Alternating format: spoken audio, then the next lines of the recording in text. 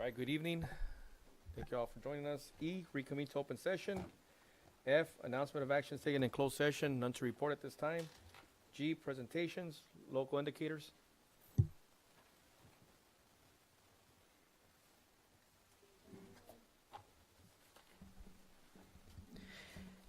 Good evening, Superintendent Jimenez, trustees, members of the public. My name is Elisa Ramirez. I'm the Assistant Superintendent of Educational Services, and today I have a presentation on the LCAP local indicators.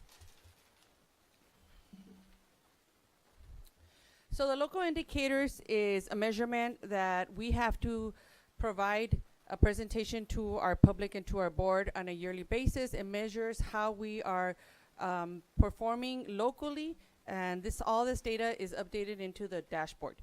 So it measures our progress, and the reports have to be presented to a board during a regular board meeting. And it has to be the day that we present the LCAP to you.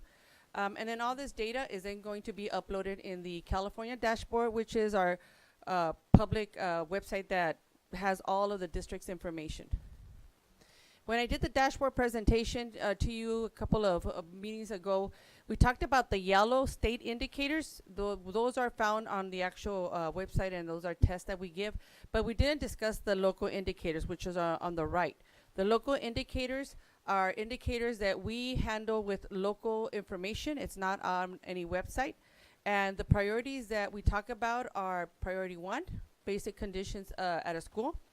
Priority 2, the implementation of state academic standards. Priority 3, parent and family engagement.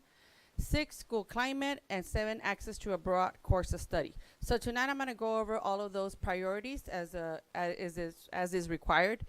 Once all this information is presented to you and I upload in the dashboard around September, if we upload this information and I present it to you, then we're considered to have met the requirement. If we don't do it before July 1st or do not upload it by the deadline in September, then it's considered not met. And if we don't do it multiple years, it's considered not met for 2 or more years.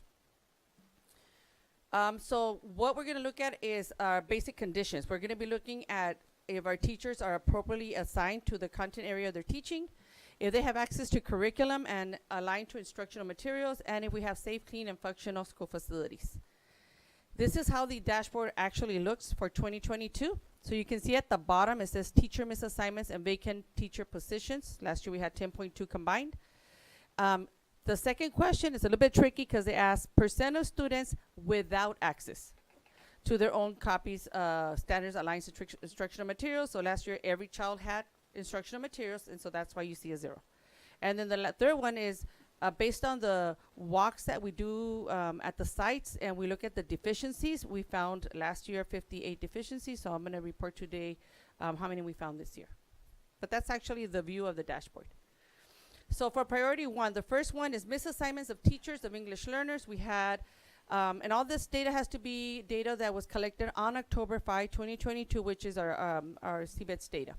So we had 2 misassignments on that date, and we had 22 vacant positions. Out of those 22 vacant positions, none of them remained vacant all year long. So the positions were either filled or they were closed.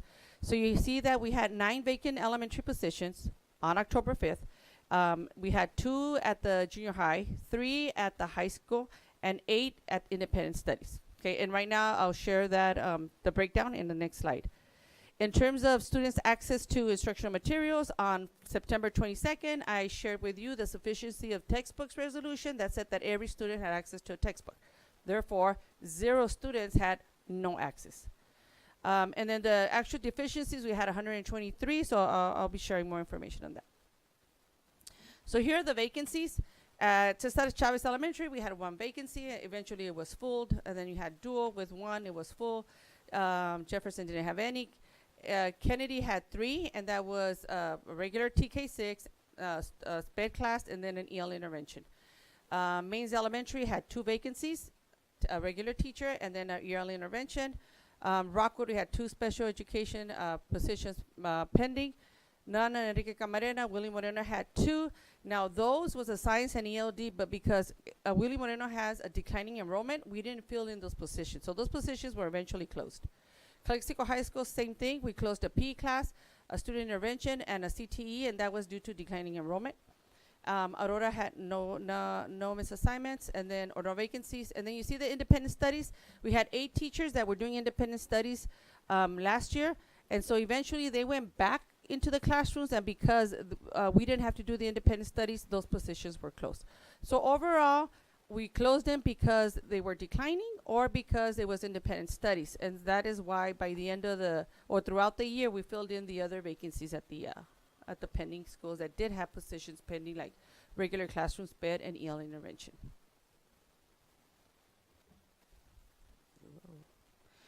In terms of our classroom visits, we used to call them Williams visits. Now they changed the rules. Now we go with schools that fall under the CSI category, which is schools that need to improve based on the new requirements. And so we still do walks for all the schools. And here on the right side, you see that if we get a D, that's a deficiency, X is extreme, and then we have not applicable. All the ones that I'm reporting to you today are deficiencies. There were no extreme deficiencies. And then you see the ranks on the bottom. So on the top blue, you can see all of our schools, and you see that the majority were either good or exemplary, with only Willie Moreno scoring 85%, which was fair. And this is our history over time. So last year, when the students came back from distance learning, we had 58 deficiencies. This year, we had 123. The majority of the deficiencies are cracks around the cement areas and around our schools. We used to have some with playgrounds and the surface underneath the playgrounds, but all of that has gotten fixed. Many of these deficiencies, if not the majority, have been repaired throughout the year as the principals were submitting the repairs requests. Willie Moreno had 34 deficiencies. That's one of the newer schools that we have. So what was cement or fractures? The Willie Moreno, the majority of the deficiencies is there's a lot of cracks in the back basketball courts and the tennis courts, and I know that we have a plan in place to repair that. And every year our staff goes in and they kind of do temporary fixings, but it really does require to be completely repaired. Yeah.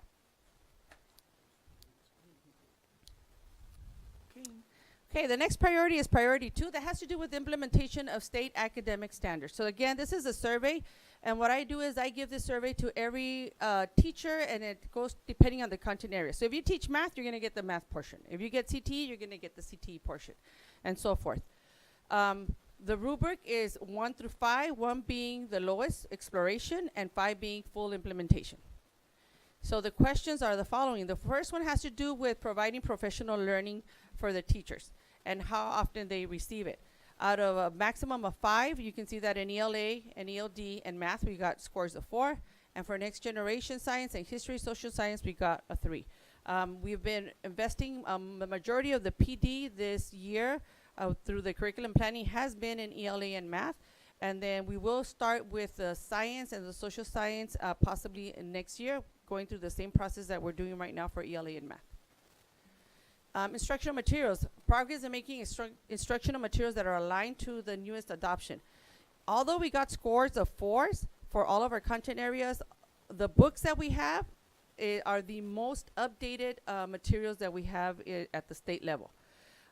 The next generation science and the social science, we just purchased 2 or 3 years ago. So they have the most updated. And then for ELA and math, the math framework was supposed to have come out last year. It still hasn't come out. They're still finalizing it this year, possibly out by next year. After that framework comes out, they still send it to all the publishers. Publishers take between a year and a half to 2 years to develop the curriculum. Then once we have that available, that's when we start with the process of adopting textbooks. Our teachers like to pilot before we actually purchase. So that's coming up in a couple of years. And then the framework for the ELA, they just gave us a new date of 2026 to come out. So we're thinking that in 3 to 5 years, we need to start saving money to purchase new textbook adoptions. For right now, there's nothing out there to purchase. What we have is the most updated. Implementation of policy or programs to support our staff in identifying areas where they can improve and deliver instruction. A lot of the work that we're doing right now that we've talked about with the work that we're doing with the facilitators from Miranda is exactly doing this type of work. So these are the scores that our teachers gave us in ELA and math. with science, of course, and social science scoring lower because most of the work, as I mentioned, has been in ELA and math. The next one is implementation of other content areas academic standards. So we sent the surveys to our CTE teachers. They gave us a score of 4. The health standards and the physical education the health standards went to most of our science high school teachers and to elementary teachers, and we have a score of 2. We're indicating this is where we need to do more work. Physical education content standards, we have an overall score of 3. The visual and performing arts was a 2, and the world language was a 4.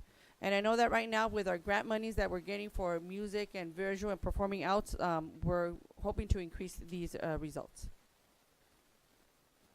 And then 5 is the implementation of state academic standards on engaging teachers and administrators during the prior year or our current year. So for that, we had questions on identifying professional learning needs of group of teachers or staff as a whole, score of 3. Or PD needs for individual teachers, instead of doing large groups, we got a 3. And then providing support for teachers and standards that they have not yet mastered, we have a 3. And so again, the emphasis we've done this year is addressing the ELA and the math at the secondary, ELA at the elementary. This next coming year, we'll be doing math for the elementary and finishing instructional strategies, hoping that once we've finished the process with these 2 content areas, we're able to move on to science and social science. So overall, just a quick summary. I'm not going to read it all, but anything we select to do in terms of PD or working with standards, we need to make sure that we tie it to our educational services goals, which one is working with Tier 1 instruction, which is what should be happening in terms of the standards that we have to pick in our content areas. Another goal is to make sure that our students are reading by the time they get to 3rd grade, and trying to reclassify our English learners before they leave elementary so they have more opportunities of taking elective classes once they get to the junior high and high school. We continue to focus on AVID strategies, on technology. We're doing the work, like I mentioned, on common assessments, looking at data, looking at instructional strategies. We have diagnostic assessments like iReady that you just approved to see how we're doing in reading. We also have PD that is aligned to whatever it is that the district is doing. So if someone wants to go to a training that really does not align to the work that we're doing, we try to prioritize the other trainings. So we're doing a lot of work. Our academic support teachers are out there supporting our sites, and the work that our ASTs are doing is aligned to whatever work it is that we initiated in the last 2 years with the Orendo work.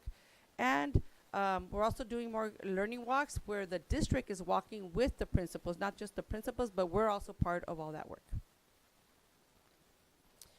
The third priority is priority 3, and this is parent involvement and family engagement. And so here we also use a reflection tool. And we're trying to seek input from parents in decision making and then promoting parental participation. So we invited and I wasn't able to meet this year with the parents because I got sick that day, but I had my team who met and we had a great turnout. We had parents from our parent advisory committee, our DLAC, and our migrant pack that were present. We look at a tool that focuses on 3 sections. One is building relationships between them and our staff. Another one is building partnerships for student outcomes. How can our parents support our students at home? And then seeking input for decision making. So that one is also a little survey that we give them, and we're actually we present to them, this is what we've done this year. And then we say, okay, now score us, and let's have a discussion. And how can we improve, and what are some of the deficiencies that we have? And then they give us a final score. So you can see the scores here. I don't want to read everything in detail, but they talk about developing the capacity of staff. So are we providing training to our staff on how to build trusting and respectful relationships with our families? We got a score of 3. Creating welcoming environments, we got a score of 3.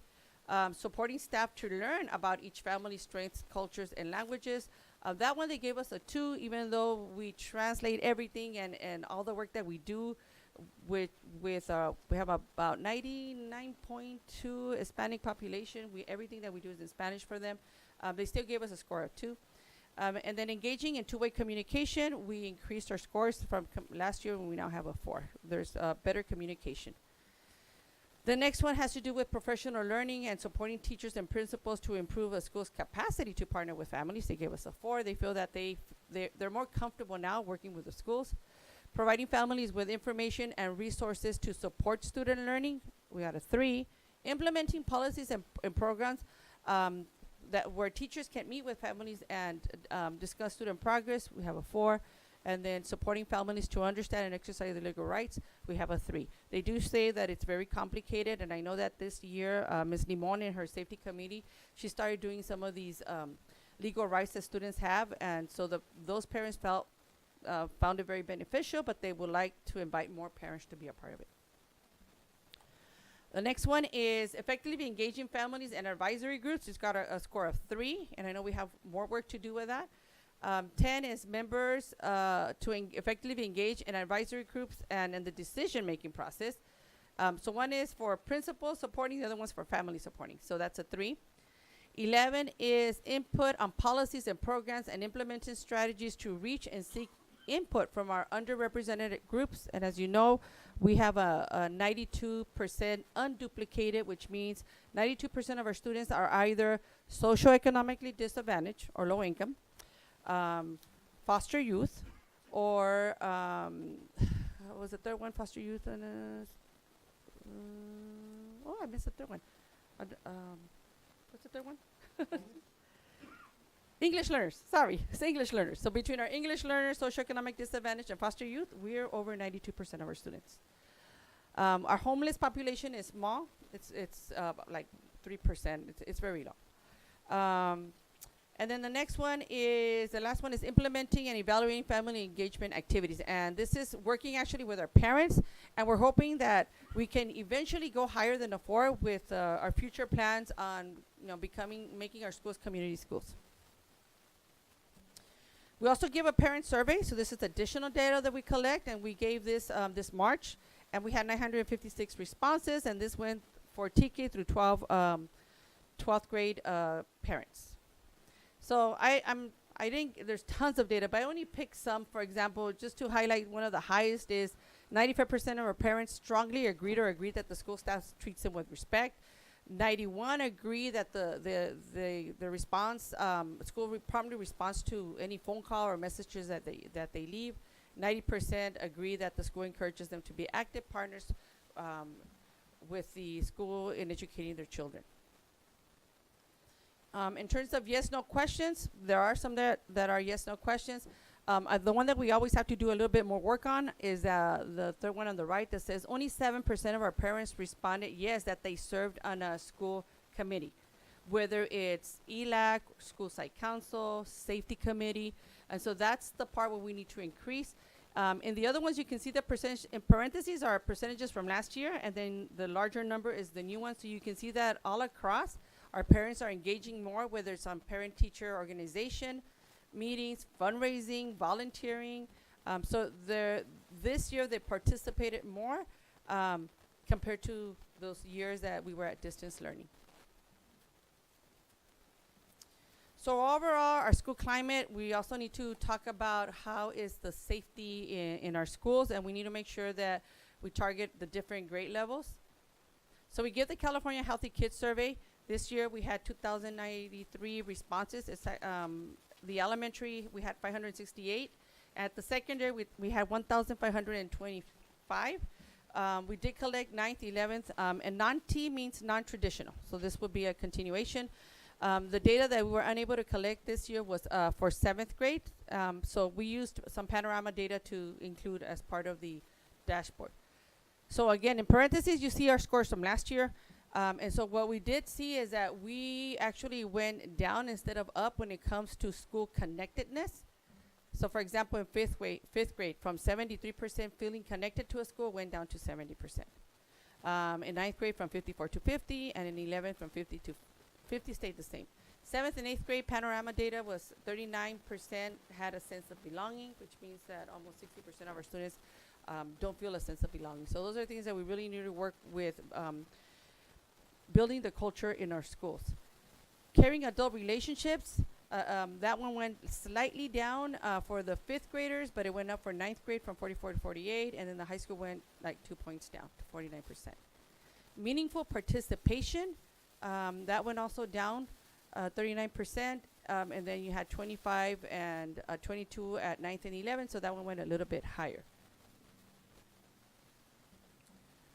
In school, in terms of safety, again, we don't have data for 7th grade. Panorama does give us a lot of the connectedness and sense of belonging, but it doesn't give us safety. But we do have the data from last year. In terms of school being perceived as safe, the 5th grade stayed the same, and then we had a little decline in 9th grade, and in 11th it went up. Feeling harassed or bullied or target of jokes, it went down in 5th grade. We went from 46 to 39. It went down in 9th grade, and it went just a little bit up in 11th grade. Seeing a weapon in school, we went 1% up in 5th grade. And for elementary students, a weapon can be anything that we tell them. You know, even if it's a sharp object, we tell them it's a weapon. So we don't know what students consider weapons, so they go by their perception. So that went up 1% up. 9th grade, it went down from 15 to 8, and then 11th grade 1% up. Alcohol or drug use, we noticed that when our students were in distance learning, there was higher rates of using alcohol or drugs. So for example, in 5th grade, we went down from 26% to 18%. And then 9th grade from 10 to 7. And again, 11th grade went a little bit up, 1%. So overall, our school climate, I know that it's the board and the district's priority to ensure that safety for our staff and our students is our #1 priority, and that our goal is to create safe and learning environments that are conducive to learning. We continue to work with personnel and facilities to increase safeties, like we still have campus securities, SSAs. We have been doing CPI trainings. We continue to fund our crossing guards, rerouting our visitors, and making sure that they go straight to our office and not wander into our school without us knowing. We have various educational programs that you guys have approved over this year, such as the PBIS, 360, Panorama, Character Counts, and others that we have. Our MTSS coordinator has been working with all of our sites to bring in some PBIS to our schools. We also continue to give the California Healthy Kids Survey and our Panorama Survey. Our safety programs like our Raptor, our Catapult, we continue to fund, and we've been working this year on standard response protocols and on just our intruder or ALICE trainings. And then our district safety coordinator, she's been working with the district safety committees, the parent safety committees, and she continues to hold partnerships with the all kinds of entities such as police department, fire department, the Office of Emergency Services, IID, and other agencies. A lot of work under safety. And then the last one is broad course access. So this one has like 4 different things that we have to discuss, and it all has to do with, are we giving our students access to different courses? And again, this is a reflection tool. This is not a survey. So what I do is I ask our principals questions, and they respond to all these 4 questions. So the first one is, how are you tracking which students have access to different courses? So then the high school get together, the VPs and the principals, and they give me some points. Junior high does the same thing, and then our elementary. So for example, we all of us use Synergy to track where we at our students. Most schools have applications at the secondary level on elective courses that students want to take. They use different methods. High school uses like Career Locker, for example, but the junior highs have meetings with feeder schools, and so forth. We also have some case management at the high school for our students with disabilities. Our students are participated to attend the CTE elective fair because we want to know the different opportunities that are out there for them. And then Calexico High School continues to improve and increase CTE course offerings, and we still have the junior Navy cadet for 4 years. At the junior high level, our students are getting designated ELD. They're taking Avid Excel, honors classes, ELA, STEAM, MESA. This year, we're converting some of our math classes to a CTE wheel, and you're going to see an item later on the agenda on the Paxton labs, and so we'll share a little bit more information on that. And at the elementaries, students have to take all the core curriculum. They really don't have as many space to add additional things, but we do offer band to our 5th and 6th grade students, and that's offered based on interest. So our parents come to a meeting if they're interested, and that's how they enroll in the band. Second question they ask is summarize the extent all students have access, and can you describe progress over time. So how do you monitor this? So again, the high school provided us information during the CTE elective fair. The high school students are presented with the different course offerings, and students have an opportunity to sign up right there and then.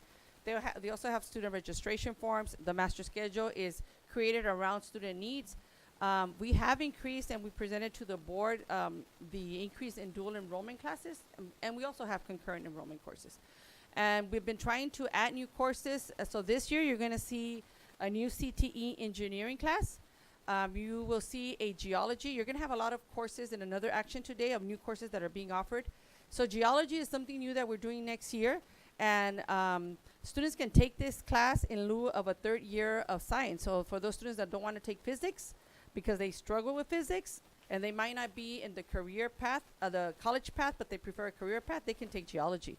We're also offering two different types of financial literacy. One is the financial math class that counts towards a third year of math. So let's say they don't want to take Algebra 2 because they're going towards a career path, they can take the financial math class. And we also have a CT business literacy class, business and finance. So those are things that are happening at the high school. At the elementary, the students have their RTI time, which is their intervention time. And again, band is really the only offering that we have for them. Junior highs are very similar to the high school. They also have recommendations. They have student interviews. They also were converting, like I said, our math support classes to a career exploration. And students also do the elective survey. And so that's how classes are elective. The only discrepancy or difference that we have between our two junior highs is that one of our junior highs was offering Spanish and Algebra 1 while the other one wasn't. So this year we're aligning, and so both schools will be offering a Spanish section and an Algebra 1 section for those students that are being accelerated. Any questions on any of this so far? I know it's a lot of information. So we had to identify the barriers. What are some of the barriers that our schools find? And communication with students. Students still don't understand what are some of those options that they have, so we need to increase in that. They talked about what we used to know as 4-year plans. So the high school and the junior highs are now collaborating because we do want to finalize our 6-year plan so that we start preparing our students in 6th grade to what classes they're going to take at junior high and eventually at the high school. So our work for next year is to bring it down to the junior highs. Engaging our parents, we want parents to understand course options. They totally depend on us to work with their children, but we want them to be a part of this. They mentioned limited number of elective offerings, and part of that is we have a lot of English learners that they have to take a designated ELD class by law. So that's an elective that they could have taken in something different, so that limits us. At the elementary, the instructional minutes, they teach so many things at the elementary that adding more stuff, it just becomes more difficult for teachers. And then we also, as I mentioned earlier, we need to look at our curriculum for health and VAPA, which is where we got a score of 2 to make sure that we improve. The other thing that the principals felt were possibly barriers is just the transfer of teachers from site to site. And then the last one is any revisions, decisions, new actions that we're doing. It's just an overview of everything, finalize that 6-year plan, continue to offer new courses at our high school, doing the CTE wheel at the junior high so that students know what they have interest in. So by the time they get to Calexico High School, they know what to look for. Like many of them don't know that we have culinary arts, that we have auto shop. So we can start training them in 7th grade, and they know that this is a possibility once they get to the high school. It's something to look forward. We're going to continue to survey our students to see what are some of the interests they have. Increase articulations between our junior highs and our elementaries and eventually to our high schools. Increase dual enrollment. We want our students, and we're trying to devise a plan so by the time they graduate high school that they can graduate with an AA, which is done at other schools. So how can we get our students to do that? Increase our parent communications. Again, that's just working with their parents and engaging them. And then looking at supplemental programs to enhance our student learning in math and ELA at the elementaries. So overall, the LCAP actions and items that we have, and that's also coming to you as an action item for approval, is looking at all the things that we just discussed. How do we provide our foster homeless and migrant youth case management? How do we offer professional development coaching and the different things that we're doing here? We are hiring and flying a position for a senior director so that they can help us ensure that the courses that we're offering are equitable, are rigorous, and that our students have access. Continue to provide professional development sessions on different pieces of activities, including data. Continue to increase our CTE and dual enrollment offerings. Alleviating some of those barriers, whether it's income, transportation, language barriers, anything that our families need, and that we're hoping that our work through community schools is going to help us, and provide language acquisition for our English learners so that we do have them reclassify early on and not necessarily once they get to the junior high and high school. And that is the last one of our presentations. Any questions? Thank you for that presentation, Lisa. Board members, you have any questions? I have a comment. Go ahead. I really love the piece where the dual enrollment courses. Are we gonna be starting our students like from the junior high so they can be ready when they start high school? That is something that we had discussed, that we need to start promoting it since the junior high, they really can't take it at the junior high, but it's part of educating them. Just like we're trying to work with the CTE wheels. Part of doing that 6-year plan is so that we start since 6th grade to start educating our students. So what are the possibilities when you get to the high school, and what is the pathway that you have to take in 7th and 8th grade to get to that? So yes, we are trying to work with that. Yeah, I believe you mentioned it that they had to have a 2.0 to be able to start any dual enrollment classes. Yes, they have to have a 2.0. And the reason is these are considered college courses. And if you are not ready for a college course, and these are requirements that the college gives us, is that if you were to fail a course, it could impact your financial aid because you do have to have a 2.0 or better. So students really need to be ready to do college work. Similar to any student that goes off to college, as a parent, if my student is taking one of these courses, I'm not allowed to talk to the teacher and say, hey, how is my student doing? No, they're treated like college students, and parents don't have access to that information. Students have to allow parents to have that information. So it's important that they have the maturity level, the responsibility to take on this course, because it's really, if you quit, you either have a withdrawal or you can impact your financial aid. Thank you. Mhm. Any other questions, board members? Comments? No? Thank you for that, Lisa. Thank you. Moving on to H, comments from the public. The board will take any and all comments from the public related to any item on the agenda or any other items of district business that is not on the agenda. Janet? We do have one, Board President Alvarado, that was submitted this morning, and it's from Mary D. Salazar, 1268 Emerald Way, here in Calexico. Please add this memo to public comments. I will not be able to attend the Thursday meeting. Thank you. As follows. I, Mary D. Salazar, respectfully request a discussion on school developer impact fees to be placed on the agenda for the next school board meeting. I, Mary D. Salazar, also requested the information that you have received from the City of Calexico as it pertains to the school impact fee study. All right. Thank you for that. I, consent agenda. All items, yeah, he's gonna do it for the next. All items appearing will be acted upon by one motion without discussion unless any item is pulled for separate consideration and action.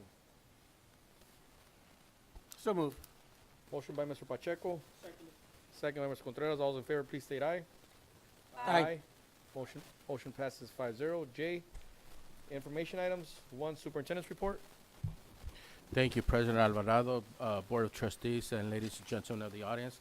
I have a quick report tonight. I want to congratulate and thank all of our Sparks staff, including with Ms. Esmeralda Garcia, our Sparks director, for the incredible summer program that they were able to put together. This year, Sparks is encompassing all of our not only our enrichment program, but also our academic enrichment program as well.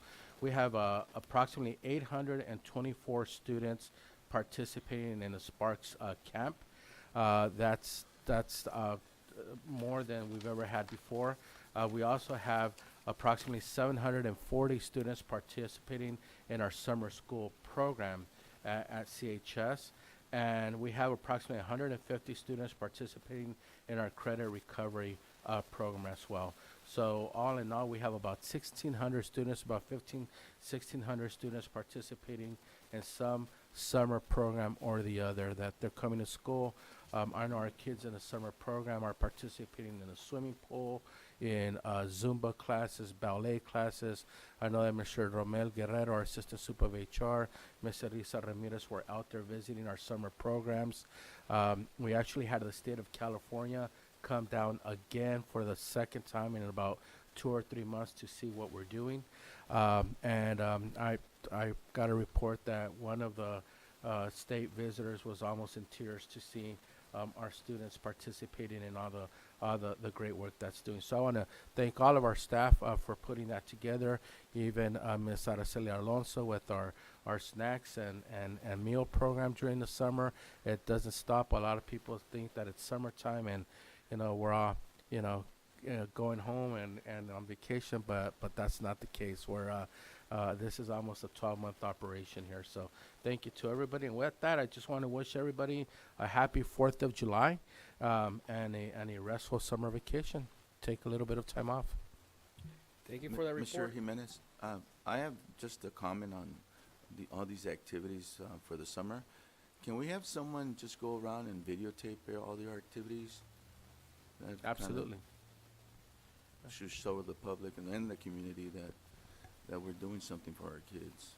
Absolutely. We'll work on that right away. Thank you very much. With that said, number 2, board reports, Mr. Calderon. Well, good evening, everyone. I have no comments other than this board is empty. But just happy 4th of July, and Thank you for that. that's all. Mr. Contreras. Yeah, just real quick, I've seen a lot of the basketball groups and stuff where now they're participating in the Imperial tournament. Happen to be assisting with the JV team on Fridays. Coach Hugo's doing an excellent job of bringing a lot of the kids back and, doing some additional training just for the summer. Same thing with the girls and then the baseball and all those things. So there's a lot of continuum on the area of sports that the coaches are doing. If you saw right now, a lot of the football players out there, and just kind of wanted to, make sure that we continue to support those activities. Thank you for the report, Mr. Contreras. Mr. Pacheco. One comment, now that we're on board with the Orenda program, and I still have this bad taste with those 3 schools I visited that gave me a little negative feedback. So I'm wondering if we can get a survey out to the teachers and make sure that they have a chance to give us their point of view on what they think, because the long haul is 4 or 5 years and we're just starting. I'm wondering if they have some real concerns about the program, and we're going for bust. We're into it now, so I'm just want to make sure that we hear one of our major stakeholders and making sure that we hear what they want to say and that we're here for them.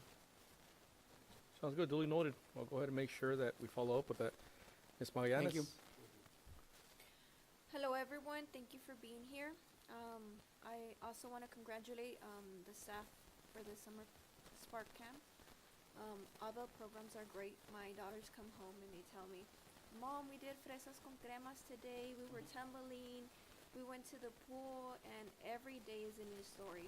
And I also love the fact that they're able to socialize with other kids that go to different schools. Hey, Mom, I made a friend from Blancharos, from Kennedy's, and I think this is really good for them to come back, socialize, meet new kids. But yeah, and also I want to everyone have a great summer. Thank you. Thank you for that report, Ms. Magallanes. As for myself, I just want to wish everybody a safe and happy summer and safe 4th of July. Make sure you guys, well hydrated, because it's going to be a hot one starting tomorrow. Other than that, just want to thank everybody for being here. And with that said, let's go ahead and start jumping into our action items also as well. Okay, action items, consideration and action approval of the following items. 1, oral report summarizing recommendation for action on compensation for superintendent and consideration and action on recommendation for approval of First Amendment to superintendent's contract. With that said, I'm going to go ahead and read a summarization of that. The matter is held in open session at a regular meeting of this board in accordance with the Brown Act. Government Code Section 54953, Subdivision C, Section 3 states that prior to taking final action on executive compensation, the board must orally summarize the recommendation for final action on the salary, compensation, and/or fringe benefits that will be considered. On behalf of this board, I will provide a summary of the compensation provisions in the proposed First Amendment to the superintendent's contract. After public comment, this board will consider and take action on the said item. The proposed First Amendment to the contract provides the following provisions regarding compensation. 1. Superintendent's salary for the 23-24 work year shall increase 3% to an annual salary of $247,200, subject to all necessary deductions. The superintendent's existing employment contract provides that he shall advance in salary one step on July 1 of each year of this agreement, commencing July 1, 2023, subject to obtaining overall ratings of satisfactory or better on his annual performance evaluation. The existing employment contract states that each salary step shall be the equivalent of 3% of the superintendent's then current salary. The superintendent received an evaluation rating of satisfactory or better in his 22-23 performance evaluation, and therefore the board is contractually obligated to increase his annual salary for 23-24 by 3%. 2. The board provides the superintendent with an executive coach under his existing employment contract. Although this is not compensation given directly to the superintendent due to rising costs, the proposed First Amendment to his contract increases the annual cost maximum from $7,500 to $10,000 for the service. The above concludes the oral summary of the proposed action in the area of compensation for the superintendent. Ms. Burgos, do we have any public comments at this time for this? No, you do not. With that said, motion's on the board. I move to, Go ahead. So who's gonna make the motion? I move to approve. Ms. Magallanes, motion by Ms. Magallanes. I have a second by Mr. Calderon. All those in favor, please state aye. Aye. Aye. Motion passes 5-0. 2, the approval of deferral of developer fees relating to Remington Villas Development Project and delegate authority to superintendent to execute agreement and supporting documentation. We do have a public comment by Mr. Scott Schiffer.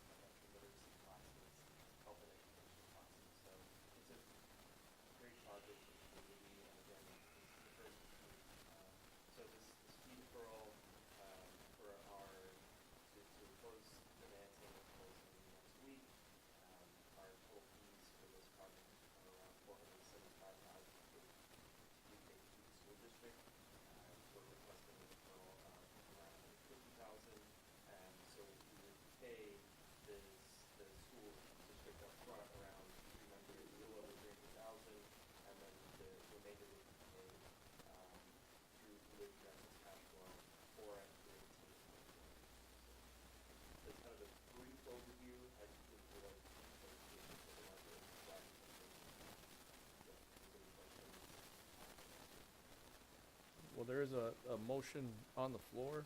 You guys board? Oh, they haven't read it yet? Hmm. Oh, okay. Well, correct. Is there a motion by any of the board members? Or any questions, any comments? I have a comment. I think this would really benefit the community. We do need housing. However, I believe, that also there's gonna be an impact for our schools. So that's my comment. Any other comments, board members? I just like I don't know if I could ask him a question. Yeah, go ahead. Yeah, so, if you were to receive would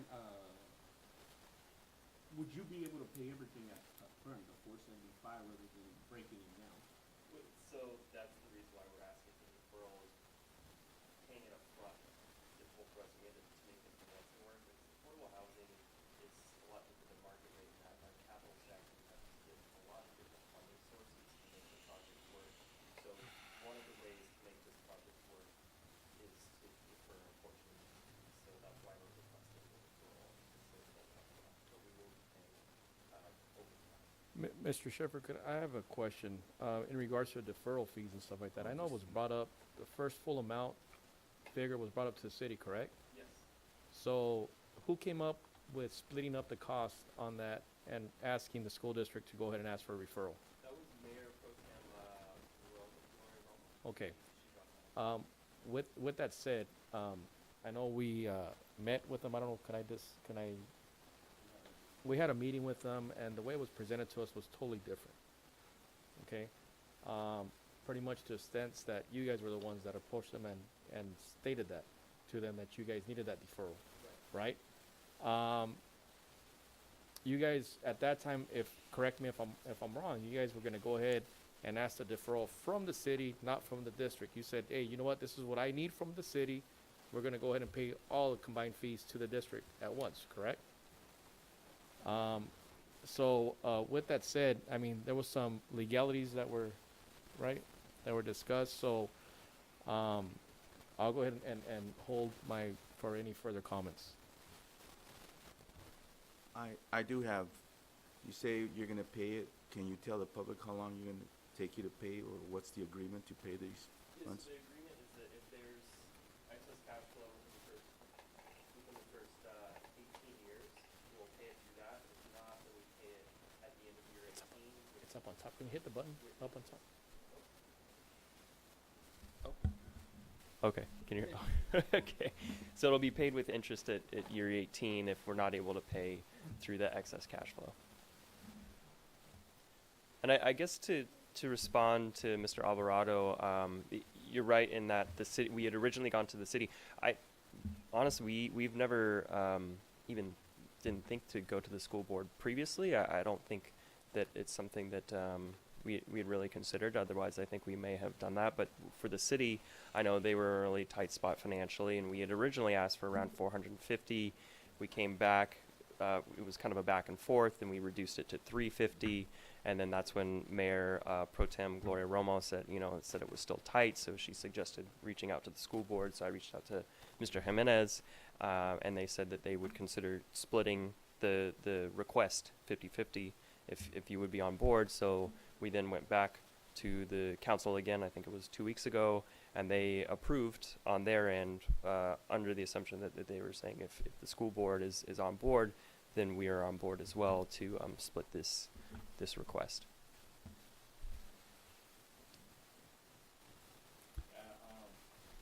Read out, if there's no motion, I mean, it's gonna die out. I just don't like how the city worked with us and on this deal from the very beginning. It just took so long to get a response from them, and we're still waiting for other responses. But this, This has a multitude of setups in a way that, I think it's, at least I wouldn't be comfortable at this point proceeding with it. And I don't think that it's something related to what you guys did, but I think it's more related to what the city. And I'm along those same sentiments, and that's the reason why I asked some of those questions as far as that goes. So, I mean, with that said, I mean, this has nothing to do with Remington. I've seen some of the developments you guys did in El Centro. I Yep. mean, they're beautiful and stuff like that as far as that goes. But with that said, if there's no motion moving forward, this is gonna die out, and I think it's gonna have to go back to the city at that point. I mean, unfortunately, it's. I mean, it can't go back. The city's already approved on their end, and we have to close financing. I mean, we're closing on July 5th, so this is like really of utmost importance to Yeah, us correct. prior to then. And I think, you know, I understand your concerns with the city. I wish that they had brought this up previously. I think it was a lot of back and forth with us in the city before they even recommended reaching out to you. And otherwise, I think we would have reached out to you much earlier on if that was an option. But yeah, it kind of felt like pulling us through the process. You know, we keep trying to make it work for them on their end too, and so they're not trying to defer as much as possible, because I understand they're in a tight financial Correct. situation as well. So it's just it's been a touchy, I guess, on all ends. I have a question. So if this motion dies, what happens after? What could happen after? Well, they're gonna have to reach out to the city at that point. No, and- but what are our options? If there are options. Well, so we would have an independent agreement with Chelsea Incorporated. If there is no motion or the motion does not get passed, our agreement with Chelsea wouldn't exist. Okay. Whatever Chelsea would then need to do with the city, it's independent from us. We don't have any jurisdiction or authority over their, business transactions with the city. We have jurisdiction over our developer fees for Calexico Unified School District. And so what the board decision is tonight, either to, as it's stated right here, is to approve a deferral of the developer fees relating to Remington Villas Development Project and delegate authority to the superintendent to execute agreement and supporting documentation. If the board approves it, then we move forward with continuing to work on this agreement and making sure that all of our terms and conditions are met to the district's needs and to move this contract forward. If the board does not approve it, then there is no further action on the district's behalf as far as any other agreement with Chelsea at this point, if it's not approved by the board. So in less words, the only option would be pay the fees up front. Once Have to be amended. Oh, Well, The motion have to be amended? we don't have a motion right now on the table. No, but if There's- we make the motion, can we make an amendment to that motion? Because there's already we would Contract. need a motion. Well, he just basically said that he needs that 350 in order to move forward. I mean, and if we make the motion to, Yeah, to and approve for- it with the making the full 475, he was gonna have, it's not gonna do anything good for them at this point, correct? Yeah, unfortunately, I mean, if there's any motion or if it's not decided upon tonight, then we can't come back. We're out of time, basically, is what I'm saying, because we spent so much time with the city trying to go through the city council there, and this came in, unfortunately, a little bit last minute. So we're out of time with the school board to kind of making decisions or ratifying the agreement, I guess. So for us, I mean, it would kind of jeopardize the financial feasibility of the project. Again, unfortunately, we only have this one opportunity Yeah. to come in front of you, whereas the city council, because we had some time, but this split down the middle was kind of a last minute thing they decided on their end, so that kind of pushed us up against a wall in a way. So with that said, board, if there's no motion, it's gonna go ahead and just die. And that's pretty much where we're at. And good luck in your guys' endeavors. That's pretty much it, right? We can't do anything else at this point. So to be clear, there's no motion on this item? It dies for lack of. Yeah, Okay, it dies. so- Okay, then it would die. Okay, thank you. Okay, thank you. 3, agreement between Calexico Unified School District and Colon Incorporated for the repair of the wheelchair lift at various sites. Make a motion to approve. Second. Motion by myself, second by Mr. Pacheco. All those in favor, please state aye. Aye. Aye. Motion passes 5-0. Agreement between Calexico Unified School District and Total Compensation Systems Incorporated for other post-employment benefits actuarial study. I'll make a motion to approve. Second. Second by Mr. Contreras. All those in favor, please state aye. Aye. Aye. Aye. Motion passes 5-0. 5, agreement between Calexico Unified School District and KYA Services LLC for the reparation and maintenance of the track and field at Calexico High School. So moved. Second. Question. Motion by Ms. Mayanes, but the question, go ahead. I have a question Yeah. too. This is the only sole person that could do the repairs and maintenance on the track. There's nobody else that can offer a bid. Danny, can you come up?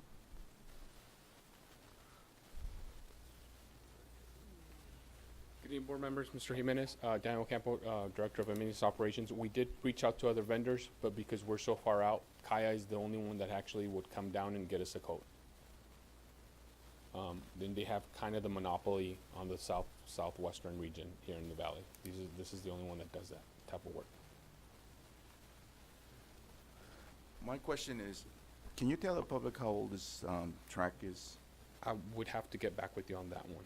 I didn't actually. It's more than 10 years old. No, well, it's not, but my next question would be, don't we have warranty on this track field? Or all-weather? We're talking about the all-weather field, We're right? talking about the running track around. Yeah, Running yeah, field. the Yes. all-weather Yeah. one. Yeah, it's gonna be, if you read it, it's gonna be the inside lane. So the Yeah. inside lane that's closest to the Yeah, football mo- field, due to the water and all that stuff going in, But I don't Pretty much think lift it's it up. more than 5 years. oh, no, it's not more than So 5 years. my No. question is, don't we have a warranty on this track? Yeah, I believe we're out of warranty already, Mr. Calderon. The warranty was voided because it was our responsibility from watering the field that actually created this the field the track to come up track to come up on that side of the field. I thought So- measures were taken to prevent that. So what we're repairing is on the first lane on the inside of the track. What happens is that water seeps into underneath the rubberized flooring, and it's lifting up. And so if we don't repair it right now, it's only going to get worse to the point where it becomes a tripping hazard as kids are running around this lane. So you know, what we could, I'm sure the warranty does not, you know, we can't use the warranty for this, but I believe the warranty, you're saying, Danny, that the warranty is still active? I would have to go back and look at when it was installed and look at the contract, but it would have been voided it out because it was our responsibility not to get it wet, is what I'm saying. So it was wet because we wet the field. So with us watering the field, the water got underneath the carpet. Well, I mean, it rains in other parts of Southern California, and that Yeah. doesn't happen in Orange County and so forth. So, again, we're paying investing a lot in our facilities, and this is something that we should know, that we have warranties.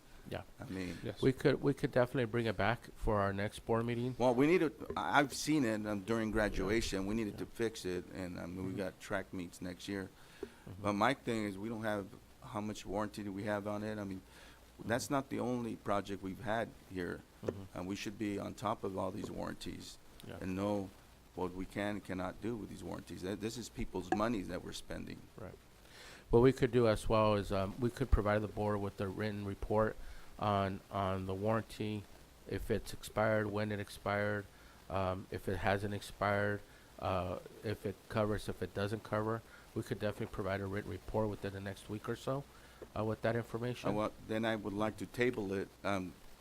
Can they fix it by the beginning of the school year?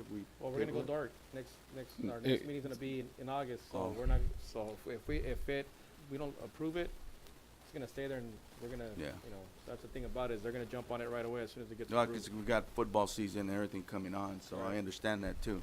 Well, I mean, all I can say is that I'm very concerned that we don't have this information.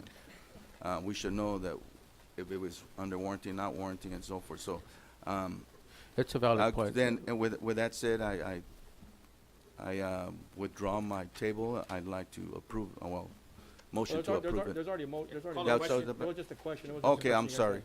So then, With that said, is there any other Yes. comments or anything at all? no. No, with that said, there was a motion. All those in favor, That's- please state aye. Aye. Aye. Motion passes. And if I could say with the board's Mr. direction, Pacheco, we you're good will with the follow motion? up Yeah. on Yes. Aye. 5-0. we will follow up on the warranty question. Yeah, please. Yeah. Number 6, agreement between Calexico Unified School District and All Valley Fence and Materials to install iron fence at the district office to match the existing. So moved. Second. Motion by Mr. Pacheco, second by myself. All those in favor, please state aye. Aye. Aye. Motion passes 5-0. 7, agreement between Calexico Unified School District and Big J Fencing Incorporated to install iron fencing with 2 panels at Willie Moreno Junior High School to match existing. So moved. Second. Motion by Mr. Pacheco, second by Mr. Contreras. All those in favor, please state aye. Aye. Motion passes 5-0. 8, agreement between Calexico Unified School District and Paxton Patterson Career Exploration Lab for Enrique Camena Junior High School and Willie Moreno Junior High School from July 1st, 2023 through June 30th, 2028. Make a motion to approve. Second. Second by Mr. Contreras. All those in favor, please state aye. Aye. Aye. Motion passes. You good? Yeah. Motion Aye. passes 5-0. Number 9, agreement between Calexico Unified School District and W2W Sport for the installation of sport impact floor at the physical conditioning and fitness room at Willie Moreno Junior High School. So moved. Motion by Mr. Calderon. Calderon. I'll second that. Any comments, any questions? No? We'll- This is the only, again, this is the only bid that we got?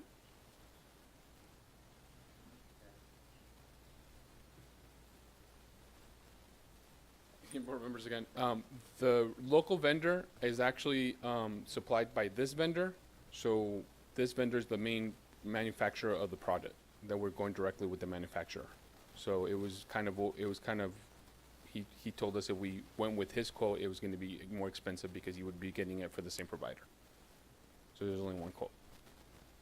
Buy to install direct. And that's gonna be covered by Senate 21, if I'm not mistaken. So, 21st. Specialized flooring, it's not doing any type of tile work or laminate work. When you're talking about, specialized type of flooring, whether it's an all-field track or rubberized absorption track, there's very limited companies out in the valley that even carry this material or do this type of work. Other type of flooring, carpets, rugs, tile, laminate flooring, you would find more vendors, but this type of specialized flooring, there's far fewer vendors out here. Yes, the vendor kind of said it's going to be more expensive when we go with the local vendor because he was going to get it from this manufacturer. Thank you. Thank you. with that said, all those in favor, please state aye. Aye. Aye. Motion passes 5-0. 10, agreement between Calexico Unified School District and Lexia Learning Systems LLC for data sharing. So moved. Motion by Mr. Pacheco, second by myself. All those in favor, please state aye. Aye. Aye. Motion passes 5-0. 11, agreement between Calexico Unified School District and Goodbye Pigeons Incorporated to power wash bird droppings at Calexico High School 9th grade academy gym. So move. Second. Motion by Mr. Contreras, seconded by Mr. Pacheco. All those in favor, please state aye. Aye.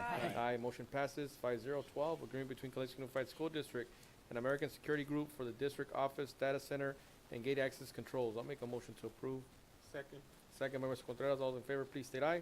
Aye. Aye. Motion passes 5-0. 13, agreement between Calexico Unified School District and Adriana Guerrero, independent consultant, to provide professional translation services between July 1, 2023 to June 30th, 2024. Make a motion to approve. Have a question on it. Go ahead with the Do question. we have a not to exceed certain amount on it? Hourly wage. This is per service rendered, so the person gets paid only when When the they come in. person services Okay. provides render, so the work. Okay. Yeah. And we could get updated on that also as well if it reaches a certain threshold. If you want to put a threshold right now, we can make an amendment if that's what you want to do. But I mean, $35 And we've been using this service for several years, many years already, and it's used for like IEPs, which could be very litigious, and got to make sure that Yeah, I'm everything's done familiar with their correctly. services, but Yeah. okay. I'll second that. So second by Mr. Contreras. All those in favor, please state aye. Aye. Aye. Aye. Motion passes 5-0. 14, agreement between Calexico Unified School District and Lexia Learning Systems LLC for letters, professional development for administrators for the 23-24 and 24-25 school years. Ms. Ramirez, the principals want this? I could answer that, Mr. Pacheco. So this year we had over about 60 teachers who were trained in Lexia letters. So now we have teachers who have been trained and who are using it, and our principals can't keep up with them, right? Because they've never been trained. So what we want to do is we want to train our principals so that they could match what our teachers are learning, because our principals as the instructional leaders or instructional guides at their school sites should know as much, at least Understand. as much as what so it wasn't so much of a question to principals whether they want it or not, but it's more since our teachers are being trained in this and they're learning this and they're implementing this, we need our principals to also know this as well. My concern is this is adding another layer with the teachers because they're gonna be taking training, and the training is 2 years back to Yeah. back, and we're adding, and the training, they're getting paid for it, of course. But Not the administrators. No, I'm Yeah. sorry, the teachers. Yeah. They're signing up with it. Yeah, for it's a courses. total volunteer program. They're not required to take it. Teachers are volunteering for it. And as teachers are talking about it, those who have taken it, and many of them are talking it in a very positive light, more teachers are wanting to sign up. Already right now, we have 50 plus teachers who have signed up for the next second cohort who want to take it as well. It's completely voluntary. We're not forcing. It's quite rigorous, is Yeah. what I was reading. Yeah, yeah. And if I read it right, they can get 12 units Mhm. from the training. So it's not going to be We're an also- an easy workshop. This is going to be a detailed, and Yeah. people are going to be working. Yeah, like I said, we have over 50 teachers who completed year one this year. And we're also very excited that we also have some secondary teachers who want to take this training. And sometimes, when you have a single subject math or even ELA, right, you don't learn the science of reading, right? As a middle school or high school teacher, your expertise is not on how to teach reading. But some of our students are at that level, even at the high school, where they need to learn how to read, right? Whether it's, learning for knowledge, learning for information. And so we're very excited that voluntarily on their own, we haven't had some teachers at the secondary level who are signing up to take this program. It's part of the LCAP now. We've added it to the LCAP. It's not whether you want to or not. It's going to be, we're doing this. No, doing this. we're funding it out of the LCAP, but And Ms. Ramirez, are we offering this Elisa, to would the you like site? to come up to the podium? As a red part of the LCAP, that was one of the issues that we were going to add to the LCAP. Our goal for the LCAP, I'm sorry, Lisa Ramirez, Assistant Superintendent of Services. Our goal for the LCAP is to increase literacy, and our goal is to have our students reading by 3rd grade. So just like we have grants for literacy, letters is an option. It's not required right now out of the LCAP. It is funded out the LCAP, and a lot of our teachers are they know it's after hours. It's not happening during the day. They're not being pulled out.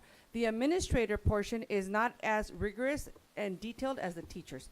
And the reason it's over 2 years is for the same reason, so that we are ensuring that the principals don't feel like they have to be rushed to do all this, especially because they don't get paid for it. I think the majority of the sessions are after. They might have only one, right? One session where they have to go to? In person, yeah. But other than that, it's after hours. And we already had 3 or 4 of our, like Celia, Gabby Flores, Celia, Brisa, and Sylvia, our EL coordinator. They went through the long training that the teachers are doing, and they love it. I mean, they say, man, if I had been taught this early on in my career, I would know how to teach students how to read. And so that's why the same sentiment of teachers that they see, man, I wish we had done this like a long time ago, because it's the science of teaching how to read. And so they've been spreading the word, and that's why we have over 50 participants, knowing that they're doing this after hours. And we even have some Saturday sessions where we invite them to like all be at the same place, so that they don't do it independently in their home. So it's all based on interest. Mhm. With that said, I'll make a motion to approve. Second. Second by Mr. Contreras. All those in favor, please state aye. Aye. Aye. Motion passes 5-0. 15, agreement between Calexico Unified School District and Riverside County Superintendent of Schools, Migrant Head Start, to provide student meals that comply with the school breakfast program and national school lunch program from September 1, 2023 through August 31st, 2024. So moved. Second. Motion by Ms. Magallanes, second by Mr. Pacheco. All those in favor, please state aye. Aye. Aye, motion passes 5-0. 16, agreement between Calexico Unified School District and the California Department of Social Services to continue uninterrupted child and adult care food programs, supper, meal services. So moved. Second, motion by Ms. Magallanes, second by myself. All those in favor, please state aye. Aye. Aye, motion passes 5-0. 17, agreement between Calexico Unified School District and Derma's floor covering to replace carpet at Blanche Charles Dual, Jefferson, Kennedy Gardens, and Rockwood Elementary Schools. So moved. Second. Motion by myself, second by Ms. Magallanes. All those in favor, please state aye. Aye. Aye, Aye. motion passes 5-0. 18, agreement between Calexico Unified School District and Desert Building and Design Incorporated for the 2 classroom modular repairs at Rockwood Elementary School. I'll make a motion to approve. Second. With that said, all those in favor, please state aye. Aye. Aye, motion passes 5-0. 19, agreement between Calexico Unified School District and After School Unlimited Incorporated to provide professional development services to teachers, administrative support staff, and participants of the Student Wellness Project in the area of social emotional learning for the 23-24 school years. So moved. Motion by Ms. Magallanes, Question with, seconded by Mr. Pacheco with the comment. yeah, the Good question. comment Go is, Go ahead. the impact is, close to $100,000, and this is, Close to $1 million. I'm Right. sorry, yeah, close to $1 million. Is this just for 1 year? Right, that is correct. They are, so, this organization, they're actually a co-writer of the grant. So, with Calexico Unified School District. So, and with the extended school program, we have a lot of outside vendors, right, that provide art and music and dance and cooking and, you know, a lot of different things. But with this organization, they're actually a co-writer with us to write the grant for all this expanded learning work that we're doing. So yeah, they provide training to classified staff, to certificated staff. They provide a vast array of different services that is actually an integral part of all the successes you're hearing in the program. For example, one of the things that they've added to their program is we have students who are being trained to work in our after-school program. We have student workers who, and it's through them that provide the training so that they preparing them to be hired by us as a student worker to work in our extended school program, which is a great opportunity for the youth in our community to have this opportunity. We get to work as volunteers and then And then, no, they're paid. they're paid. They're paid student employees. Mhm. Yeah, through Ed Code and all that sort of stuff. So no, later on, maybe we need to bring like another presentation on the extended school program, but we're doing so much with this program, and they are an integral part of helping us putting all that together. Any other comments? With that said, there's a motion on the floor. All those in favor, please state aye. Aye. Aye, Aye. motion passes 5-0. 20, agreement renewal between Calexico Unified School District and Lexia Learning Systems LLC for letters of professional development for the 23-24, 24-25 school years for the second cohort of teachers. Make a motion to approve. Second. Second by Ms. Magallanes. All those in favor, please state aye. Aye. Aye, motion passes 5-0. 21, agreement renewal between Calexico Unified School District and Presence Learning for the provision of speech services from August 28, 2023 to May 31st, 2024. Make a motion to approve. Second. Second by Ms. Magallanes. All those in favor, please state aye. Aye. Aye, motion passes. Aye. 5-0. 22, agreement renewal between Calexico Unified School District and Grand Canyon University for school counseling internships, practicum, and observation hours from June 30th, 2023 through May 24th, 2026. So move. Second. Motion by Mr. Pacheco, second by Mr. Contreras. All those in favor, please state aye. Aye. Aye, motion passes 5-0. 23, agreement renewal between Calexico Unified School District and Interquest Detection Canines for detection services for the 23-24 school year. This is the one that we had The questions. concern came up with, Yeah, correct. We're gonna already have a SRO on campus starting next year, and Move to table it. yeah, we're gonna go ahead and just move to table it for a later date if anything does arise from it where we do feel that we need it. So there's a motion to table it by Mr. Contreras. I'll second that. All those in favor, please state aye. Aye. Aye, motion passes 5-0. 24, agreement renewal between Calexico Unified School District and Practical Incorporated for LEA billing option services from July 1, 2023 through June 30th, 2026. I'll move for approval. Motion by Mr. Contreras. second? Second by Mr. Pacheco. All those in favor, please state aye. Aye. Aye, motion passes 5-0. 25, notice of completion for Godfrey and Varner Gymnasiums, PE and sports locker rooms modernization at Calexico High School. Make a motion to approve. Second. Second by Ms. Magallanes. All those in favor, please state aye. Aye. Aye, motion passes 5-0. If you guys haven't had a chance to see them, Well, advise you when guys are to they go- gonna showcase them? to go take a look at them because they're real nice.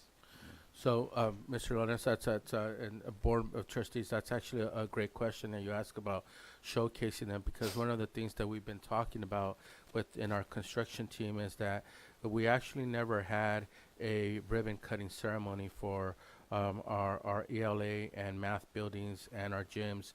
And so as we're talking about having not the ribbon cutting, but the breaking ground when we, for our new Measure Q construction projects, we're actually going to take advantage of that same day. We're going to be able to Do a have tour.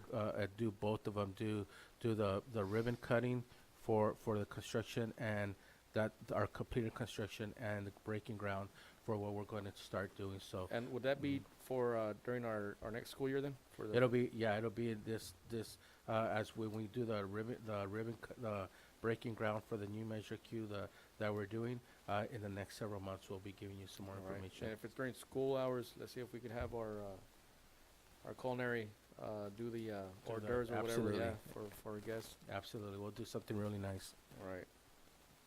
With that said, moving on to 26, bid award and approval agreement between Calexico Unified School District and Silver Creek Modular LLC for the A416 classroom modular building Phase 1 at Calexico High School. I'll move for approval, but I have a question. Yeah, I'll second that also with the question also as well. Go ahead.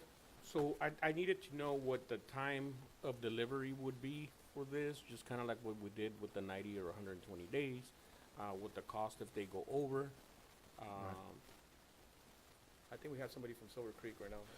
Yeah, and those questions, I think we could actually have our CBO, because those are with liquidated damages. We did follow the board's approved sliding scale on the cost of the project. This is a $13 million project, so and I don't want to misquote it, but based on that table, Ms. Maribel Paez, our CBO, will provide that information. My only question, is it in writing? in the Yes, contract? absolutely it is. Absolutely it is. Good evening, Board of Trustees. Yes, sir, liquidated damages, it is 2,500 per day, and the estimated completion is 242 consecutive days. But it is a breakdown. If you had a chance to review the agreement, we do have the 60 days fabrication. We do have the 182 consecutive days when they, actually start installing all of those. I call them boxes, but we also have here Adela from Silver Creek. Adela else that can provide a little bit more information. Rather than that, any additional information, we are right now still working with DSA. We're about to, and also I also have Jimmy Sanders here if he has more information on the DSA and the status of DSA. But right now we're working on all those details to start the project, and then from there we'll probably see maybe a completion about around May of 2024.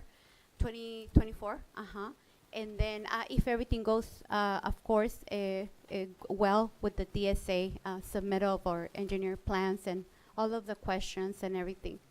That's pretty much So the time frame. The engineering plans that you just stated, who's gonna come up with those? Is that through Silver Creek also as well? No, they have already been submitted already by been Jimmy submitted? Sanders, already submitted. Alright. But I know they have, they're still working on some of the details. When I don't know if DSA had a few follow-up questions Well, and.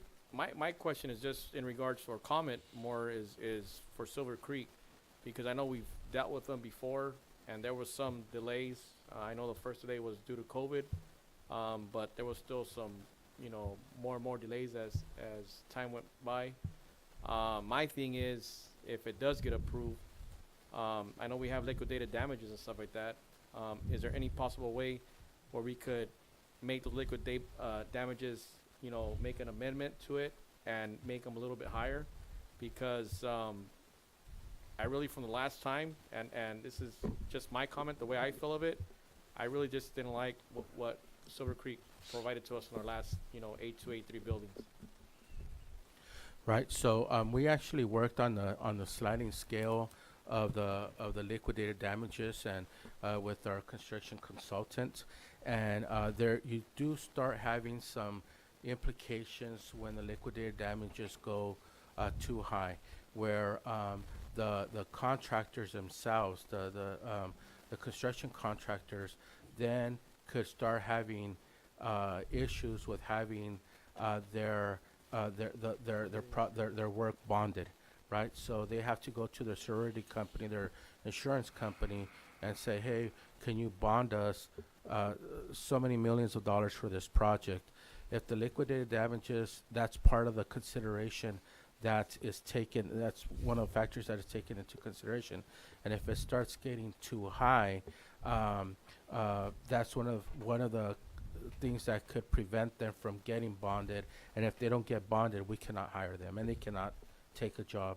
So when working with Dixon Smart School Solutions, we did, like, if the project is of so much, it'll be 500 a day, so much 1,000 a day, so much 1,500 a day, so much 2,000 a day. And I believe anything after $10 million is $2,500 a day.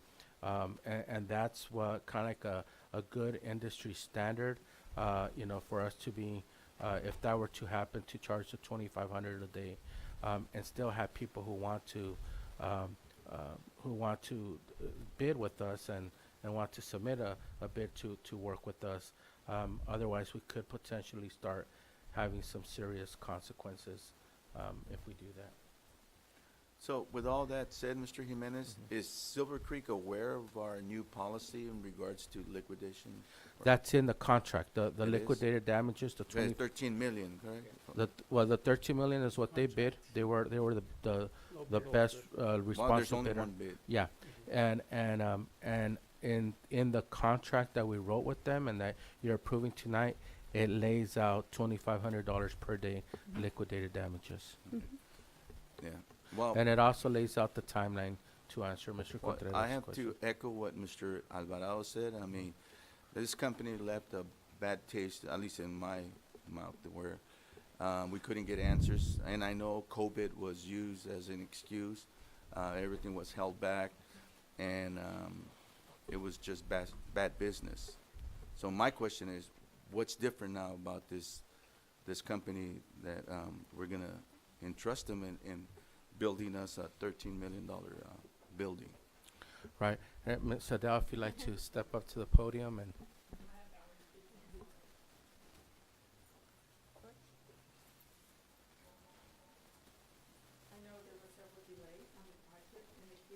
you speak in the mic? We got hit by a lot of delays because of the COVID. We lost employees. We couldn't get material. Our subs wouldn't go on site because of COVID. I mean, there were some companies that would start and then they would take 2 weeks off because they were around somebody with COVID, and this went on for months, and we had no control.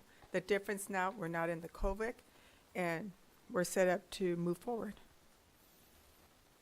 And I can recommend you, or you can talk to our upper ups, and they're very confident. We had a lot of meetings. Before we bid at this job, we had lots of meetings, how we were gonna do it. We even brought in our subs to have So a full you're team. aware that if you don't complete it by the target date, $2,500, yes.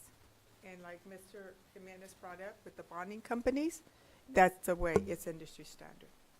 Because they even balked at it, but that is industry standard. We're also, Mr.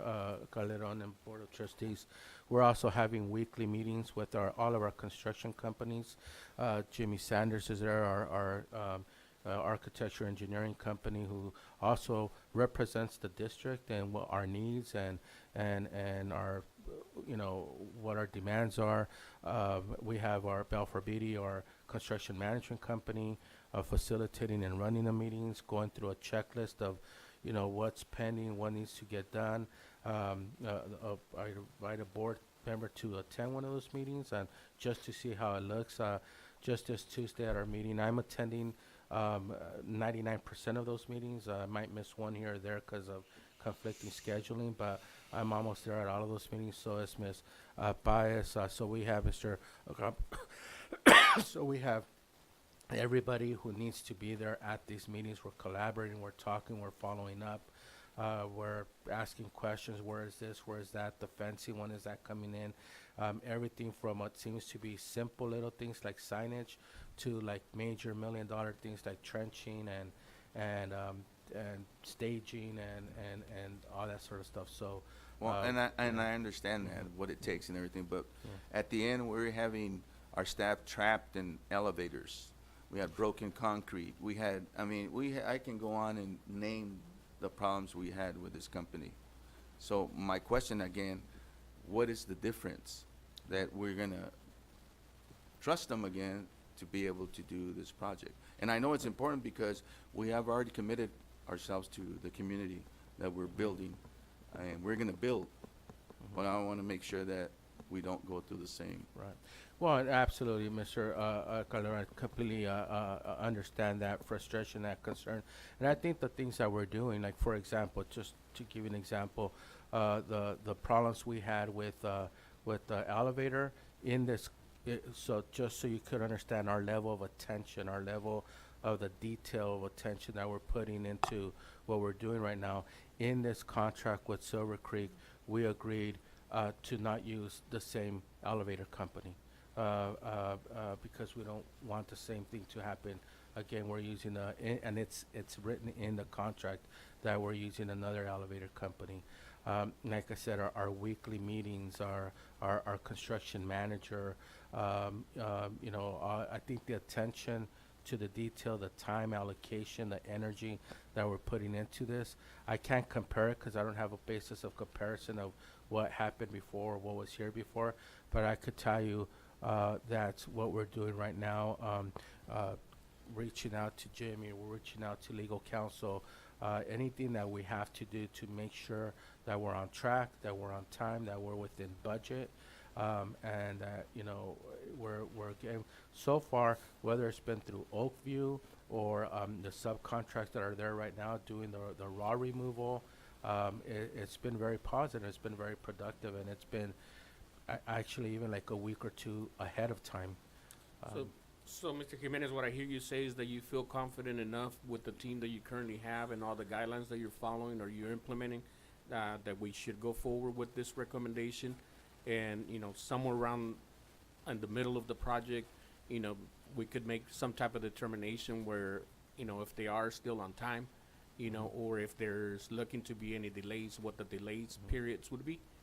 I do feel confident, Mr. Contreras. Then I think absolutely the do. only thing that I would ask is that sometime in the middle of the project, you know, when we're halfway there, that, you know, we're back updated to where we're at, if we are on time, if we're falling behind. And then also, I know that we have a certain dates and they're probably under a contract and stuff, that, you know, that we follow those indicators. Sure. Yeah, if we could have, I mean, with that said, Silver Creek could go ahead and come up during the middle of the time and give us an update as far as everything's going, correct? Yes, I'll be more than happy. Just let me know when, and I will be here and give you a complete update. Sorry to interrupt, ma'am. Are you new to this company? 'Cause No, I haven't seen you. This is the first time I see you. No. She was here Yeah. On the last time also as well. No? I've been, You were? yes, I've been in Alright. the industry for Maybe 33 I years. fell asleep or something, but I don't No, remember. I've been here for 33 All years. right, And when the issues did come up, I did personally came aboard, and I came out here and I addressed every issue. The broken concrete, the elevator, I came out here personally and addressed everything. Well, All right, because well, when I saw the name, my thoughts were no. I mean, I wouldn't want, but there's only one bit for this building, so it's really. Nobody wants to come out here, it's too hot. Even ourselves, said it's too hot. All right. But no, but if you have any issues, Maribel, Daniel, they can call me at any given time. I will come out here and I will address the issues, What like I was your did the name last again? time. Adela. Adela? Well, any other comments, any other questions, board? No. No, with that said, there was a motion, a second. All those in favor, please state aye. Aye. Aye, motion passes 5-0. 27, memorandum of understanding between Calexico Unified School District and Imperial County Office Thank you, of Ms. Education. Adela. Support Services Department for Nursing LVN Services 23-24 school year. So moved. Second. Second, motion by Mr. Pacheco, seconded by Mr. Contreras. All in favor, please state aye. Aye. Aye. Motion passes 5-0. 28, memorandum of understanding between Calexico Unified School District and Calexico Mission School Our Lady of Guadalupe Academy and Vincent Memorial High School for scope of services and products during the 23-24 school year. So moved. Second. Second by Mr. Pacheco. All in favor, please state aye. Aye. Aye. Motion passes 5-0. 29, memorandum of understanding between Calexico Unified School District and Imperial County Office of Education for Vincent Memorial High School for classroom management and environment professional development during the 23-24 school year. So moved. Second. Motion by Mr. Pacheco, seconded by Mr. Contreras. All in favor, please state aye. Aye. Aye. Motion passes 5-0. 30, memorandum of understanding between Calexico Unified School District and Imperial County Office of Education for continuation of school-based mental health services for high school students during the 23-24 and 24-25 school years. Make a motion to approve. Second. Second by Mr. Pacheco. All in favor, please state aye. Aye. Aye. Motion passes 5-0. 31, award request for proposals between Calexico Unified School District and Climatech for the Energy Efficiency Program and grant funding consultant. I'll make a motion to approve. Second. Second by Mr. Calderon. All in favor, please state aye. Aye. Aye. Motion passes 5-0. 32, approval of the Calexico Unified School District Expanded Learning Opportunity Programs Plan. So moved. Second. A motion by Mr. Contreras, seconded by Mr. Pacheco. All in favor, please state aye.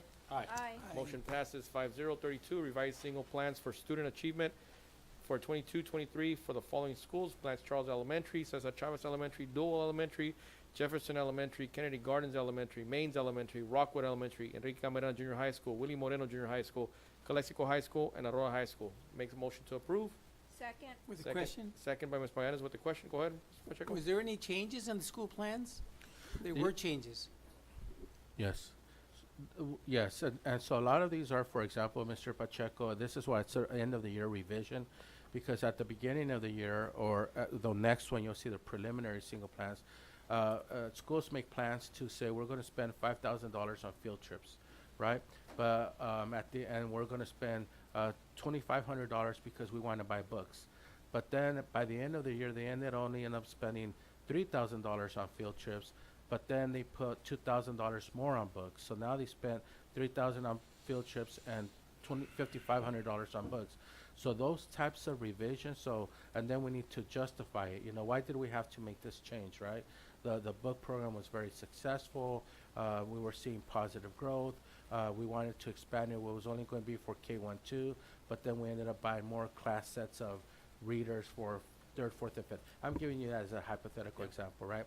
So those revisions are made throughout the year, and in the single school plans. And so when those revisions are made, we have to reflect it in the revised single plan. Did we use 2023 data with SBAC and our testing? That's what's projected, For, these school plans? Not for this Uh, one. if No, I this could is- ask- this is This revised. is the This is revised, revised, but- and then there's the second one. But, Yeah. yeah, but they Ms. use Pisa. current school year. Good evening, Board. Brisa Huerta Price, Director, State and Federal Projects. So this end of the year revision is really to reflect the changes in terms of how money was spent.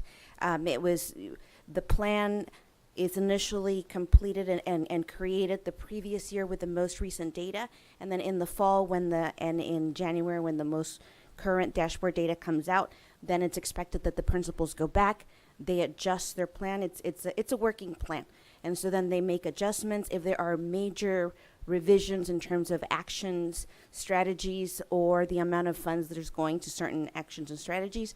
Then it's recommended that we would bring it to the board. There were some issues with reporting and when the final allocations were done, and so really the 22-23 SPSAs were a reflection of money spent based on like the actual expenditures as opposed to planned expenditures that they created at the beginning of the school year. Thank you. With that said, there was a motion. All those in favor, please state aye. Aye. Aye. Motion passes 5-0. 34, preliminary singles plans for student achievement for the 23-24 for the following schools: Blanche Charles Elementary, Cesar Chavez Elementary, Dual Elementary, Jefferson Elementary, Kennedy Gardens Elementary, Mains Elementary, Rockwood Elementary, Enrique Camarena Junior High, Willie Moreno Junior High, Calexico High, and Aurora High Schools. So moved. Motion by Mr. Pacheco, Second. Second by Mr. Contreras. All those in favor, please state aye. Aye. Aye. Motion passes 5-0. 35, approval of the 23-24 Agriculture Career Technical Education Incentive Grant. Motion to approve. Second.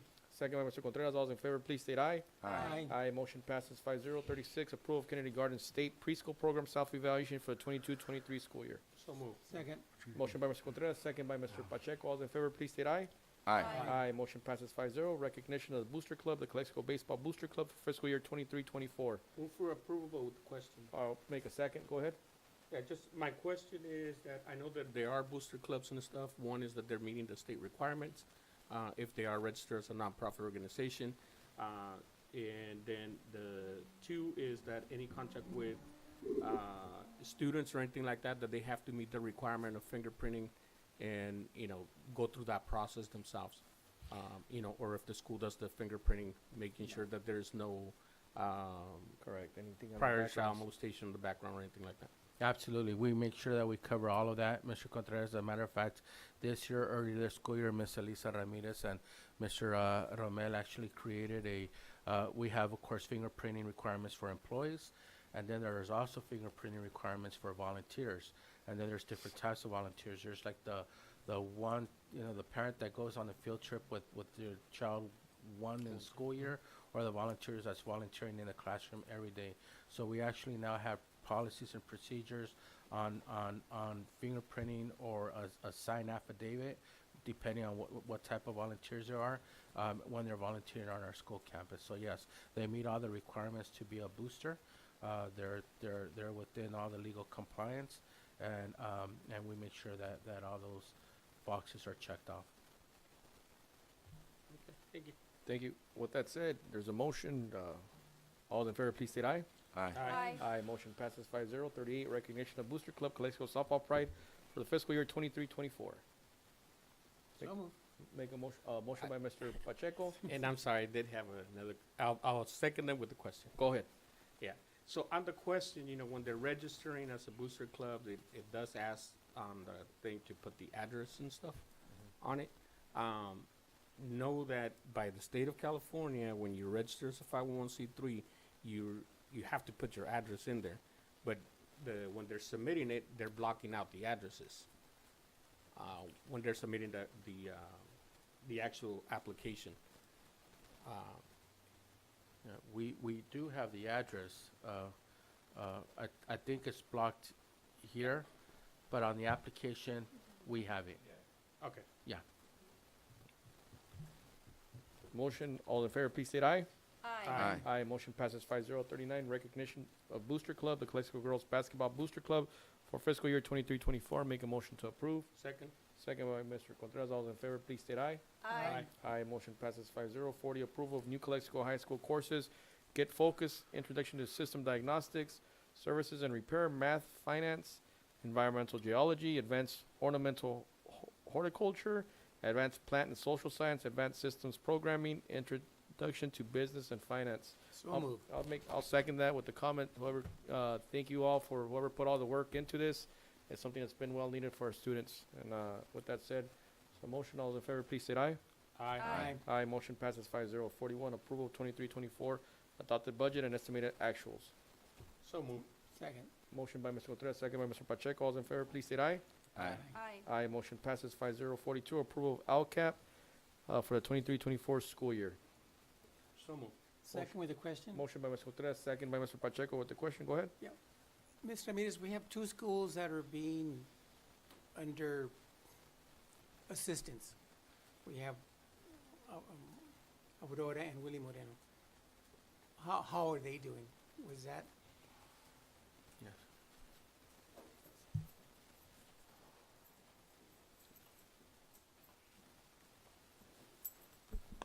Good evening again. Actually, Willie Moreno exited, so they're no longer a CSI school. The only school that's a CSI is Aurora.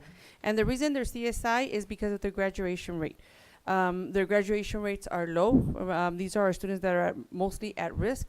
And so we've been trying to alleviate some of that, and we've had discussions about possibly doing like night schools for some of our students because perhaps morning doesn't work for them, and that's why they're falling behind or not, or because they do have a high chronic absenteeism rate too.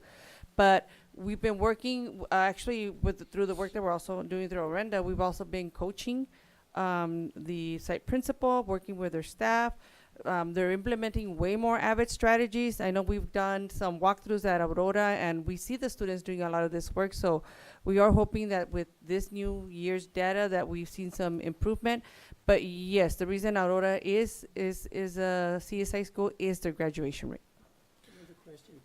Looking at the old 2021 LCAP, we were going to fund a parent center with resources, support staff, communication programs, training, and support hotlines. Did we ever do that? We do have a facility. It's at the Family Resource Center. It's already being used. We've held multiple parent trainings there. We just finished the whole series at CABE.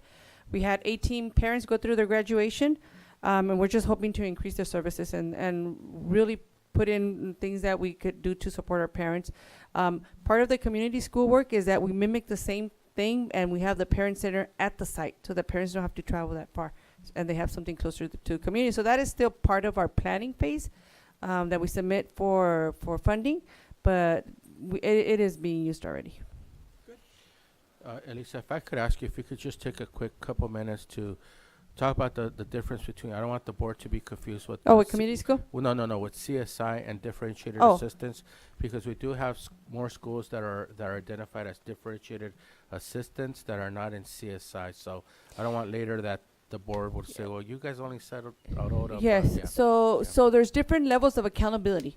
And so the highest needs are CSI schools. CSI schools are categorized as CSI for two reasons. One being at the high school, it's graduation rates, and for K-8 is on academic performance. So you have to show that you've been improving academically.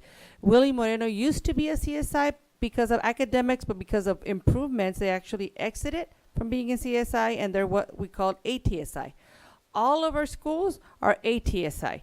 And that's why we're doing this work with Orenda to align our curriculum to standards, looking at item specification, looking at the rigor, because we need to increase our scores to exit the status of ATSI. And that's due to, again, academic achievement and ELA and math.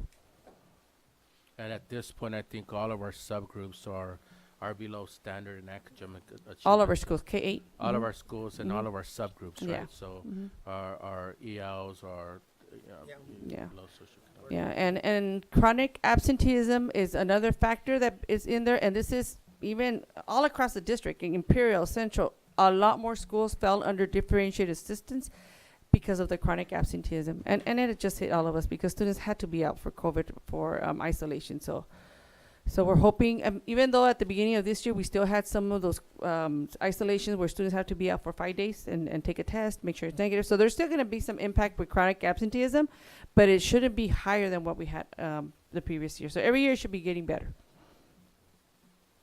All right, well, thank you for that, Lisa. Any other questions? With that said, all in favor, please state aye. Aye. Motion passes 5-0. 43, variable term waiver 23-24 school year for Armando A. Lizárraga and Julio C. Hernandez. So Head moved. code. Second. Motion by Mr. Pacheco, I second have by a Mr. question. Contreras. Go ahead with your question. Where are these individuals working? So Mr. Armando Lizárraga is one of our NJROTC instructors, and Mr. Julio Hernandez, he's former Navy as well, and was a Navy engineer, an engineer within the Navy, but he's our new engineer CTE teacher. So oftentimes when you get CTE teachers that come from the industry, they're lacking their EL authorization, so they have 5 years once they get hired to get their EL authorization. All those in favor, please state aye. Aye. Aye. Motion passes 5-0. 44, resolution approving and accepting a contract with Hertz Furniture for the purchase, delivery, and installation of classroom furniture for 3 art classes at Calexico High School. I motion to approve, but I have a question on it. I'll second by Mr. Contreras. Go ahead. with Okay, your my question is, aren't we moving the art classes? I mean, they're actually, so we're buying new furniture, Yes. but eventually, is that furniture gonna be used in the new building? Yes, sir. So this is part of Measure Q right here. So yes, we are moving the art classes to the interim housing, and when they go back to their new classrooms, they're gonna go with this furniture back to the new classrooms. Okay, Yes. that was And the other question is not related to this, but I'll be quick. How about the furniture for the other elementaries? Where's We that at? have furniture coming in over the summer for Kennedy Gardens and Mains. And that's already, the board approved that. Yeah. It's been a everything's- year, Mr. Yeah. Jimenez.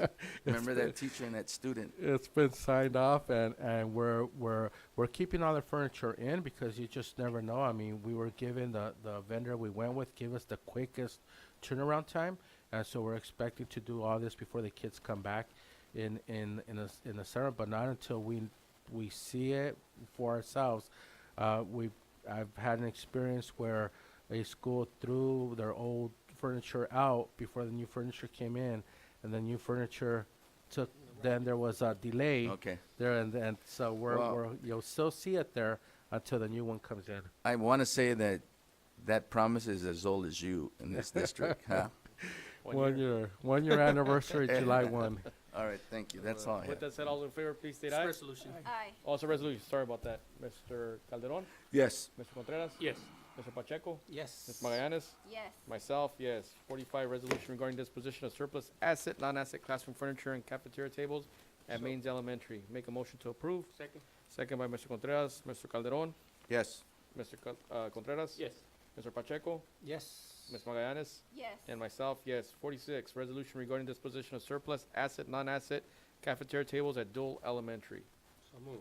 Second. Motion by Mr. Calderon, second by Mr. Pacheco. Mr. Calderon? Yes. Or was it you that made the No, motion? it's Oh, Contreras. Sorry about that. Motion by Mr. Contreras, second by Mr. Pacheco. Mr. Calderon? Yes. Mr. Contreras? Yes. Mr. Pacheco? Yes. Ms. Magallanes? Yes. Myself, yes. 47, resolution regarding disposition of surplus asset, non-asset classroom furniture at cafeteria tables at Kennedy Gardens Elementary. So moved. Second. Second by Mr. Pacheco. Mr. Calderon? Yes. Mr. Contreras? Yes. Mr. Pacheco? Yes. Ms. Magallanes? Yes. And myself, yes. Al, reconvene to under closed session. So we're going down to closed session. Thank you.